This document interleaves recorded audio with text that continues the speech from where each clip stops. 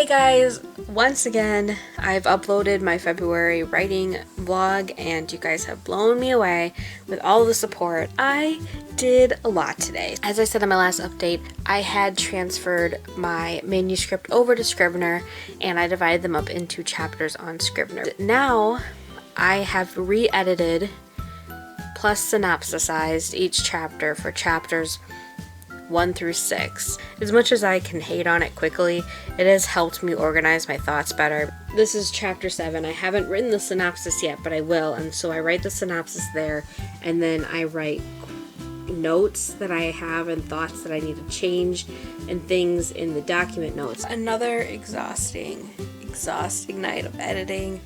I edited chapters 7 through 13 tonight. What I have achieved with separating chapters into Scrivener is that it's good for pacing wise, specifically because one of the chapters that I just edited was like 7,000 words long, and that is too long, at least for me, for a chapter. So I was able to split that one big chapter into 3 smaller ones. I'm very happy with the editing that I did today. I spent at least 3.5 hours right now just editing all those chapters. But I'm excited. I'm moving forward. I'm moving forward quickly. Today was super successful, but I had a huge breakthrough with plotting for book number 2. I had this amazing idea and I want to go with it, and I'm excited to see where that takes me. I have had questions in the past about finding ideas to write a story. I thought I'd address it in this vlog because since I just had a huge breakthrough with plotting myself, I want to share with you guys kind of the writing process. I'm going to set this on my bookshelf because I don't want to hold it for this long. Sometimes you're lucky, sometimes I'm lucky, and you have an idea that flows to you and you like it and you write it all down, and that's great. But I would say that's for me at least, it's not common to find a story that just flies into your brain and everything just works out perfectly. I find a lot of inspiration from TV, from different books that I like, from movies of course, but today I kind of sat down and I had what I called a brainstorming plotting session where I just sit there with my notebook and I write things down. This used to be very difficult for me when I was in college. I took a lot of creative writing classes. Sometimes the TA would be like telling us to have these brainstorming sessions, and I had the hardest time doing it sitting there in class, especially with nothing to look at but the other people in the classroom. One of the websites that I've been recently using a lot is seventhsanctum.com, and I'll link that down below. Highly suggest you guys check this out. It's this huge website and it is filled and composed of different generators. There's plot generators, there's character personality generators, there's title generators, there's a generator for anything you can think of when it comes to books, writing, movies, anything you can think of. It's such a useful writing tool. What I find great about this website is that it is the biggest inspiration jump starter in the web. I will promise you, guarantee, you will come up with an idea just by looking at all these generators. Also, when it comes to the actual writing process of my plotting sessions, I wanted to briefly kind of talk about what that's like for me. If I'm in the actual zone, like at the pinnacle of what plotting sessions should look like, I am writing stream of conscious. It's just I'm writing literally what I'm thinking and I don't stop. Of course, that's my goal every writing session. Sometimes like I'll write things down, then I'll stop, and then I'll look around and see some other things and I'll get distracted. But when I'm in the zone, I am literally writing nonstop. Usually what this comes to is that I end up having conversations with myself within the writing. That sounds very crazy and weird, and it is. You know, me is split into 2 people, and I have the Lainey that is writing these ideas down, and then that Lainey is also talking to the Lainey sitting across from her and bouncing off of ideas. So I often ask questions when I'm writing like this, and I'll often answer myself. Definitely very bizarre, but it works for me. Right now I'm hanging out in the kitchen, getting some writing done. I'm currently on chapter 17, a little behind schedule. I got distracted last night with Netflix and movies and everything. I have my goal right now, and it's not to leave my kitchen until I finish at least this chapter. I look forward to finishing this draft and kind of seeing where it is. I have been adding a couple scenes. I plan to add the chapter I talked about back in my February vlog. I have liked editing this draft more than I liked editing the previous draft because it took me so long. So today, March 7th, let us mark this as the day where I might have 85.99% came up with a title for book 1. I've been playing with so many different words, so many different phrases, picking up certain things that have happened in the book and trying to make it into a title. It kind of just flew into my head while at work today. And then I was still working and I was playing, feeling it in my brain, and then I said it a few times and I thought this could work. I think because I've gone so long without having a title for this book, I always think that there can always be a better one. I could see myself using this title as I'm looking for agents, and that's the first time I felt that way about a title for this book. So I haven't done a vlog in a while, and what happened was last week my work schedule was like really messed up, so I couldn't devote much time to actually writing. And then over the weekends I got sick. Unfortunately, I'm very behind on my third draft. Due to the circumstances, I'm okay with where I'm at. I'm on chapter 21 out of 35. While this book focuses on clearly Red Riding Hood, it's her story.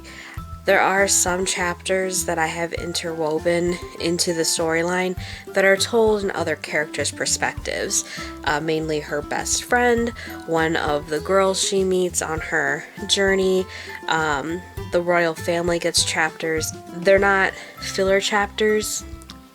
Not that there would be any filler chapters in a book, but they're all important things that happen in the story that also have to relate to the timeline, and I have to make sure all the dates and all the days everything's happening makes sense for the story. Another thing that happened during my week of not being able to really get things done, I don't think I mentioned this, but in January I kind of wrote a very rough query letter, because that's when I was doing my research during that, so I just was reading all these queries.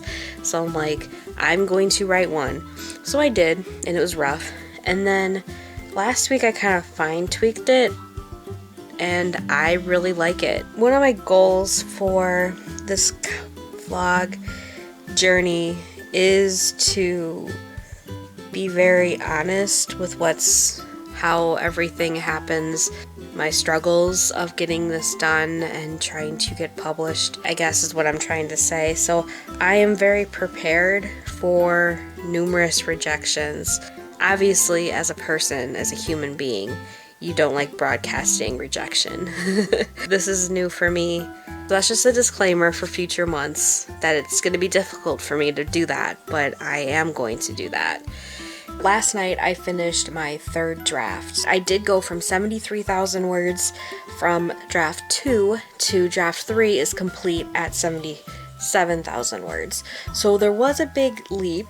I wasn't expecting that because I took away some scenes, I put in new scenes, but I guess I wrote more than I took away from. Am I allowed to include this into my March wrap-up? I'm kidding. That's like saying that I'm like my own favorite author. I'm not that conceited. Okay, so this is, I think, might be my last entry for March. As I said earlier this month, I was going to be pretty open with my road to being published process and journey. On Friday, which was March 25th, I think, I decided to send out 5 query letters. From what I've been reading, and I've been doing so much research on this curing process, the biggest point of advice that I received was sending out not a bunch at a time, but like in batches of 5 or 10. That way, when you get feedback or rejections from those letters, you'll know maybe what's working and what isn't working. And then that way you can fix what is not working before you send it out to more agents. So I decided to do it that way. I thought that was gonna be pretty good with how I wanted to expose myself to this process.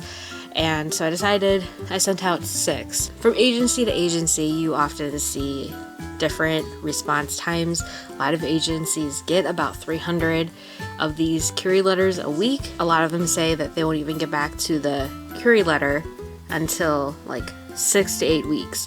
So I decided to send it out now to kind of feel the water, test the waters a little bit, and see what was working for me and what wasn't. I did that on Friday, and today I got an email from one of the agents that I sent my query letter and the first 10 pages of my manuscript, and she was requesting the full manuscript. I was at work when I got this email, and suddenly I couldn't feel my legs, and I was holding my phone because I was in the middle of texting Riley, and I was just like, oh my god.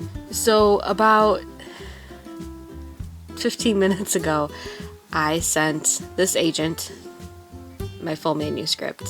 I was very shocked when I saw this because I wasn't expecting one of the first people that I queried to want to read my work or want to read more of it. And I honestly have no idea how I feel. Like, this is the first time where I'm honestly speechless. Just because an agent has asked for my full manuscript does not mean that they are wanting to represent me. I could still be rejected, but I was expecting a lot of rejection from the query letter alone. This is just kind of took me by surprise in a good way, but I'm still not getting my hopes up. I'm just gonna see where this takes me. I just don't know what to think. I'm kind of shocked still, so this would be a good vlog to end on. Thank you guys for watching my March writing vlog. This has been a crazy month, surprisingly. I wasn't expecting things to happen this way.